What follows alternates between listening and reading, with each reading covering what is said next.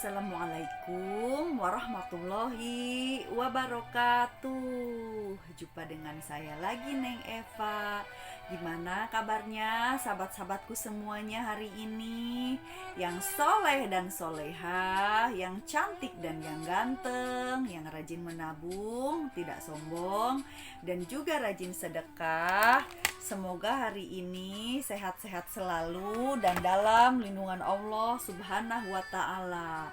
Dan semoga kita semua mendapatkan kucuran rahmat, keberkahan, dan keridhoannya, serta mendapatkan syafaat baginda Rasulullah Shallallahu Alaihi Wasallam, baik ketika di dunia maupun di akhirat kelak. Amin, amin, amin ya robbal alamin. Baik sahabatku semuanya, saya akan melanjutkan pembahasan kemarin ya, tentang 4 jenis nafsu untuk golongan awam atau umum, atau yang masih baru di tahapan syariat gitu kan, yang baru menjajaki ilmu syariat saja, jadi belum ke spiritualitas ya. Jadi intinya nafsu orang awam gitu, taruhlah orang awam ya gitu. Saya akan mengingatkan bahwasannya video ini dibuat untuk umum dan bagi siapa saja yang mau belajar dan berbenah ya. Jadi intinya ambil baiknya dan buang buruknya ya. Dan saya tidak bermaksud untuk menyinggung hati siapapun, karena memang ini pelajaran untuk umum ya. Nah, kembali kita ke pembahasan tentang 4 jenis nafsu. Kemarin tentang nafsu muamarah versi orang awam ya. Dan sekarang nafsu alwamah versi orang awam juga. Jadi yang belum berbenah batinnya gitu ya. Bahwa nafsu alwamah ini kan nafsu kebinatangan ya, atau disebut dengan nafsu yang mencela dirinya, yang menyesali dirinya gitu kan. Jadi nafsunya itu yang berhasrat kepada seksual yang berlebih, berhasrat kepada makan minum yang berlebih. Jadi kalau bedanya, kalau nafsu muamarah itu kan lebih kepada egoisme dan temperamental ya, umumnya gitu. Tapi kalau yang di lawamah ini lebih kepada keserakahan gitu. Jadi masih serakah kepada seksual, masih serakah kepada makan minum, serakah kepada harta benda, uang. Jadi sama aja bahayanya ya. Cuman mungkin kadar di setiap jiwa yang berada di kawasan nafsu alwamah ini tentu berbeda-beda. Namun maksudnya masih ada benih-benih toma di dalam hatinya gitu. Cuman besar kecilnya setiap orang berbeda.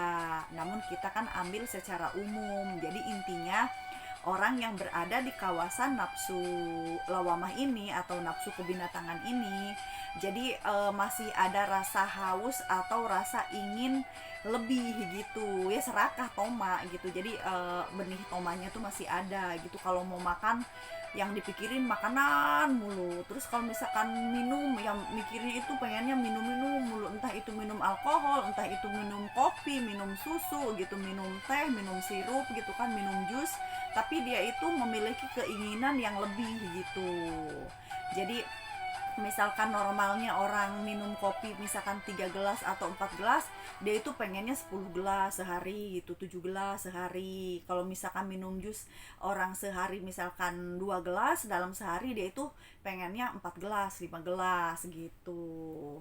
Ya memang kalau dalam hal ini setiap orang tidak bisa disamaratakan, karena memang kadar kebutuhan makan minum, hasrat seksual ataupun misalkan kepada kebutuhan harta benda ataupun finansial ya, keuangan, tentu setiap manusia memiliki porsi yang berbeda-beda gitu.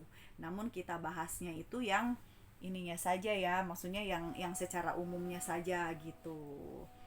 Nah, sama dalam hal hasrat seksual juga, misalkan walaupun kepada suami istri ya, maksudnya yang halal gitu. Ini mohon maaf saya membahas hal seperti ini karena memang video konten YouTube saya ini eh, rata-rata 85% orang dewasa semua. Anak kecil itu sekian 0, aja. Jadi kebanyakan umur 25 sampai ke umur 65. Jadi penyimak konten YouTube saya. Makanya saya berani bahas di sini ya. Nah, ini jadi biar tahu kadar nafsu lawamah dalam hal hasrat seksual itu seperti apa gitu ya.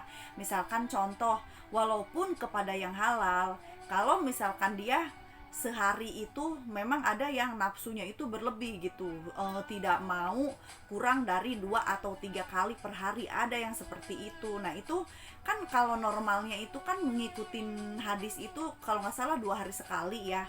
Nah dia sehari itu maunya itu lebih dari 2 kali atau 3 kali. Nah itu termasuk ke dalam nafsu lawamah ini. Jadi nafsu kebinatangan, nafsu kawin, nafsu pokoknya makan minum juga sama. Kalau makan minum kan tadi udah dibahas ya. Makan juga sama. Setiap orang memiliki porsi yang berbeda-beda. Tentu orang yang berat badannya lebih dari 70 sama orang yang berat badannya di bawah 65 porsinya pun akan berbeda. Nah, misalkan orang yang badannya itu berat badan 70 kilo ke atas, misalkan dia tidak cukup sekali makan 3 piring. Nah, itu juga nafsu karena melebihi batas gitu. Terus misalkan yang badan kurus, misalkan kurus itu 45 sampai 55 kilo ya. Nah, misalkan makannya itu lebih dari 2 piring, itu juga termasuk ke dalam nafsu lawamah karena memang setiap dari 60 kilo ke bawah sama 70 kilo ke atas itu juga ada standarisasinya menurut kesehatan gitu. Jadi apa yang sudah distandarkan oleh kesehatan dalam hal makan minum tapi kita melebihi porsi itu ya berarti itulah nafsu gitu, nafsu lawamah gitu ya. Jadi walaupun kadar kebutuhan setiap orang berbeda-beda, namun ada standarisasi menurut kesehatan. Karena apapun makanan, minuman, seksual, harta benda, kalau berlebihan itu tetap tidak baik. Itu adalah nafsu gitu.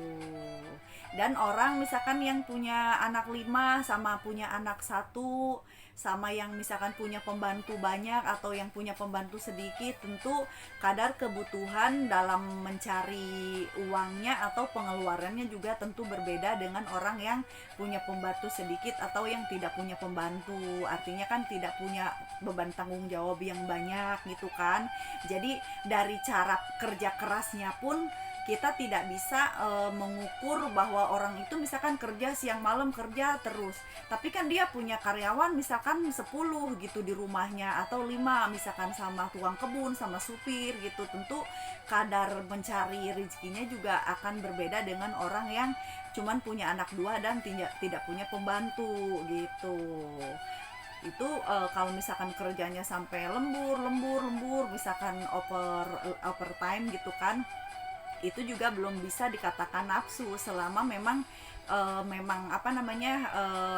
dari jenis tanggung jawab dan pengeluarannya pun berbeda dengan orang yang punya anak 1 atau tidak punya pembantu tapi dia overtime gitu, kejar terus harta benda. Nah itulah yang punya anak 1 atau yang tidak punya pembantu itu kalau memang berlebihan kerjanya gitu kan dalam hal pencarian harta benda, nah itulah yang disebut nafsu gitu. Jadi disesuaikan dengan situasi dan kondisi dari kebutuhan masing-masing pribadi jiwa kita gitu. Jadi tidak ada disertai rasa ingin lebih, kurang. Nah itu kalau ada di jiwa kita ada bisikan-bisikan atau ada perasaan-perasaan seperti itu, maka itulah yang disebut dengan hawa nafsu gitu. Dan disesuaikan juga dengan kondisi, situasi dan kondisi keadaan lahiriah kita gitu, tanggung jawab kita ini di luar seperti apa gitu kan Jadi masing-masing bisa bisa bermuhasabah diri gitu kan. Jadi saya ini memiliki nafsu lawamah ini berlebihan atau normal gitu. Karena memang setenang-tenangnya manusia tetap lawamah itu akan selalu ada, namanya amarah, lawamah gitu kan, sufiyah, mulhamah ataupun apa namanya uh,